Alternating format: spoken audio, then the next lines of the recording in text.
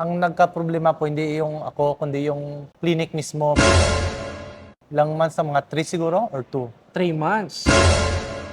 So ayan mga kabayans, kasama na natin si Mr. Justin na galing ng Pilipinas at nandito na siya sa UAE. So, kamusta naman po ang biyahe niyo, Mr. Justin? Okay lang naman po. First time mag-travel pero it's a great experience kasi ginaguide ako ng agency sa lahat ng Ayan. bagay, in-update, gano'n. So, ano namang masasabi nyo sa pagpaprocess ng ABA or Albabalabiyad sa mga papers nyo like yung OWA nyo, OEC, at saka yung pagpipidos nyo, ano yung masasabi nyo po doon? Kamusta naman yan? Napapadali po ng agency yung sa pag-process, tapos ina-update ako parati sa kung ano yung mga dapat gawin, tsaka gina-guide po parati.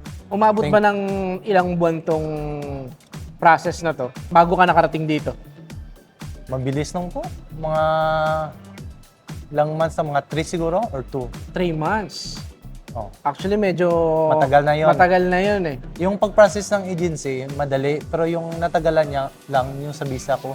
Sa visa. So, ano pong nangyari?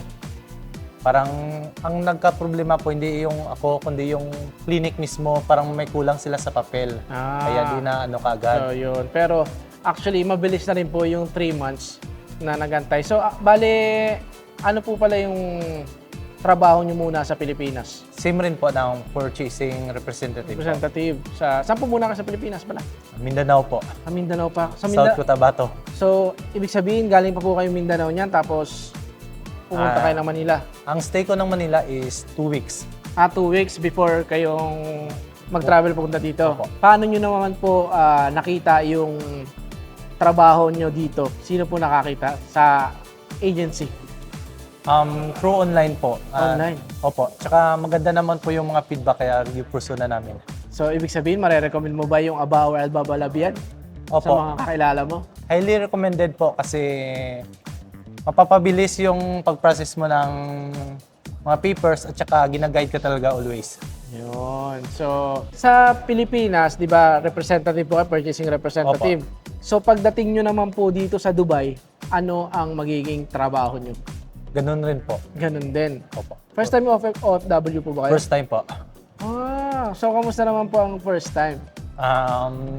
Nervous but grateful kasi nandito na ngayon. One step ahead na po sa mga pangarap. Yes, yun naman talaga. Kaya naman tayo mag-aabol kasi para sa pangarap eh. May naiwang pamilya po ba sa Pilipinas? Meron po. Asawa? Anak? Ano po, yung parents na po at saka kapatid. Kapatid? Single po. Single? Single po kayo? Single po. Not married, not married. Not married. I mean, meron po ba kayong kamag-anak dito sa UAE? Wala po. Wala. Ano lang po ang meron? Mga friends lang po. Friends lang. Yun. At saka, syempre, sinong nakakita po ba sa amin sa online? Yung kakilala nyo po ba dito? May nag-recommend po ba sa amin? O napanood nyo po kami sa TikTok? Yung kakilala ko po, tapos nirecommend sa akin. Ganun lang po. Pagdating naman po dito sa immigration dito sa Dubai, anong tinanong sa inyo? Ano po hinanap? Doon po galing sa ano? Hindi, I mean dito na. Wala naman po. Wala na. So, ganun lang ka-smooth. Kahit doon sa smooth rin. Sa Pilipinas. Opo. Ay kasi kompleto po kayo ng Kompleto yung papel. So, ang importante dyan yung may OEC kayo, may OWA kayo, meron kayong PIDOS. Yan ang importante. Nag-e-travel pa kayo. Opo. Yun. Kompleto lahat. So, ayan, si Mr. Justin ay galing ng Pilipinas at pagdating niya dito ay may trabaho na with the help of our recruitment agency in the Philippines and of course, ng ABA or Albabalabiyad ay andito na si Sir. So, at marirecommend niya ang ABA sa mga kakilala niya.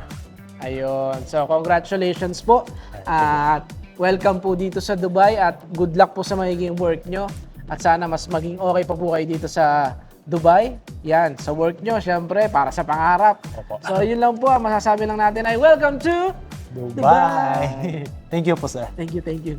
Hey! Are you an employer here in United Arab Emirates and planning to hire a staff from the Philippines to United Arab Emirates? Take advantage of our promotion right now for no expense to get people from the Philippines to United Arab Emirates. I'm telling you, employers or company doesn't have expense at all. So why not call us and send us message on our WhatsApp or any of our social media platform, and we're gonna help you.